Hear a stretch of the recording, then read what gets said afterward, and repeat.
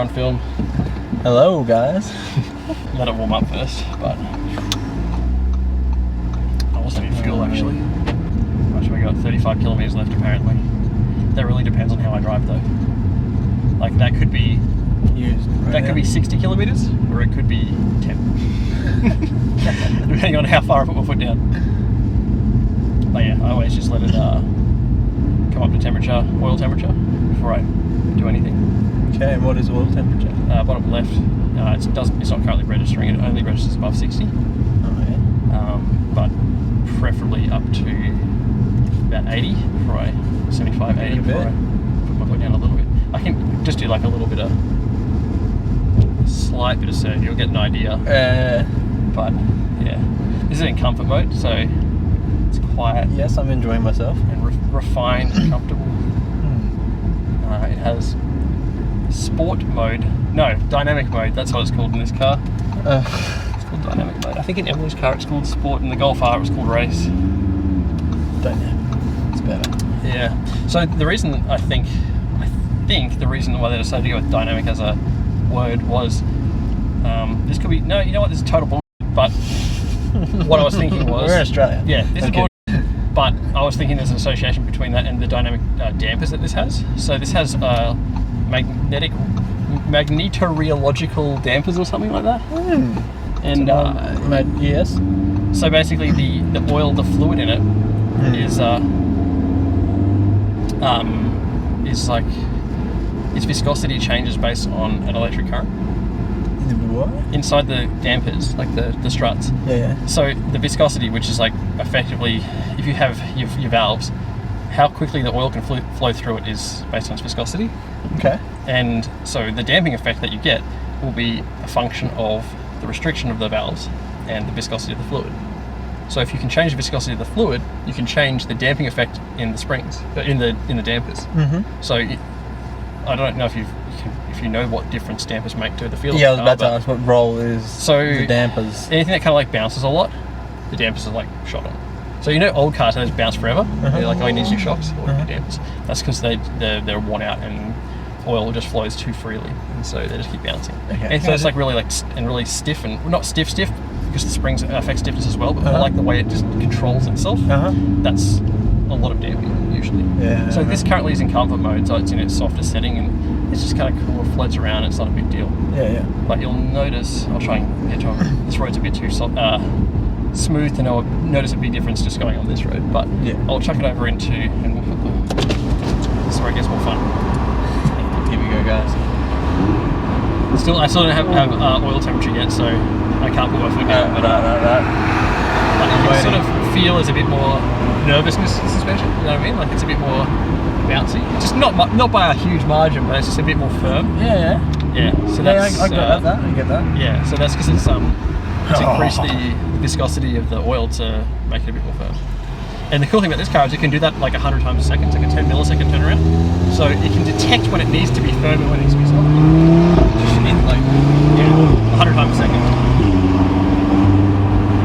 Oh, fuel. I need fuel. Let's get fuel. So I can see where I'm going. You got a jet in the back. How do I get into here? What a filthy sound. Yeah, it's a nice sounding car. Yeah. It's very rowdy. Oh, is it going to be open today? Oh yes, other people here. I'm going to go with yes. Just quickly chuck a bit of fuel in it. That'll also give you the fun startup sound as well. Right. Ridiculous cracks and pops and stuff. Just realised I forgot my wallet. So this example has turned into an expensive ordeal. Sorry about that. Yeah, I will give you it because it's offensively expensive at the moment. Yeah, what's with that? There's the fun startup sound it does. Say excuse me.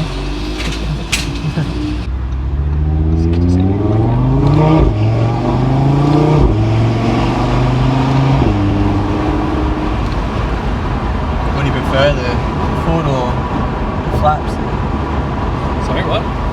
Gears, for changing gears. Yeah, to what? Having a clutch? Yeah. It depends. This is like a really big point of contention between a lot of car people. Like, some people are like, oh no, manual all the way, you can't, it's really boring using paddles and you don't get enough control. You do. In some cars, like if you're not driving anything particularly sporty and you've got paddles, like, I don't even know what, like maybe, I think some newer Hyundais have them, but I can't really judge them, I haven't driven them. But anything from the Volkswagen group, which is Audi and VW obviously, and Skoda, it's perfect, like it's instantaneous. So yeah, you miss that, the control that you get using the clutch to, you know, regulate torque, but for this kind of car, it doesn't even make sense to have a manual because it's so fast you wouldn't even know what you're doing. Like it would be impossible to get anywhere near the same speed out of this with a manual than the DSG. Okay. So this is not a like your standard auto in that it's got the dual clutch. So it's got two clutches. Why? It's actually effectively got two gearboxes. First, third, fifth, and seventh are on one gearbox with one clutch. Yeah. Second, fourth, and sixth, yeah, maybe reverse as well. Right. Are on a separate gearbox effectively. Their own clutch. So when I'm in first, it's also in second, but the clutch isn't enabled. So when I put my foot down, it just switches it. It's there. There's no time. It's just instantaneous. And when you do launch control, it goes into like a special mode. So in this, you can hear the kind of like crackle pops or whatever. When I put my foot down, it's hey, we're at 82. But we can actually put my foot down a little bit in a second. You'll hear like a crack when I do it, and that's the engine retarding its timing to pull power as it switches gears. If you do launch control, it doesn't do that. The reason it does it normally is because it's actually safer for the engine, less shock going through the Sorry, chassis. forgive me. Yeah. I was thinking about what you just said before. There's so much. Yeah, sorry. I have a mind that tries to understand what the hell you're talking about, but I shouldn't. Yes, retarded timing. So that pulls power out of the engine, basically. Okay. So advancing timing usually gives you better performance. Alright. So retarding it allows you to have it still sparking and still firing, but you're not getting the same sort of performance. Yeah. Oh. So it's pretty quick. So you can hear that crack when I change gears. Yes. That's the timing being retarded. So what that actually does is, and it also doesn't ignite all the fuel. Basically, unburnt fuel goes into the exhaust, and then that's the crack pop. That also is what causes flames if you're in the kind of car that can do that. You probably could get this, with a light tune, you probably could get it to do it. Like you need to pull the catalytic converter out of it to do that. But yeah, so when you do launch control, it doesn't pull timing out of it. And it just flat foot shifts. And the whole car just like surges between gears. It's completely ridiculous.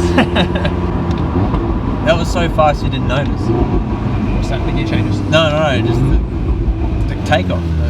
Oh, yeah. It was that fast. It's like now you're going fast. Yeah, it's actually a little bit worryingly fast. Like as in, you speed so easily when you're not trying to. Just you're like, oh, I might just pop past that person, and you're doing like 90. It's completely ridiculous. Sorry.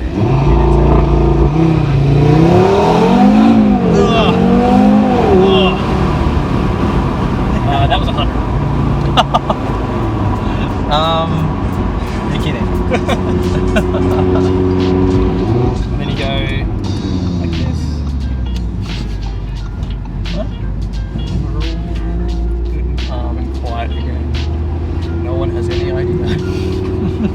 Bit of fun? That was so much fun. What do you reckon? No, you can just tell it's solid. It's a weapon. It's crazy.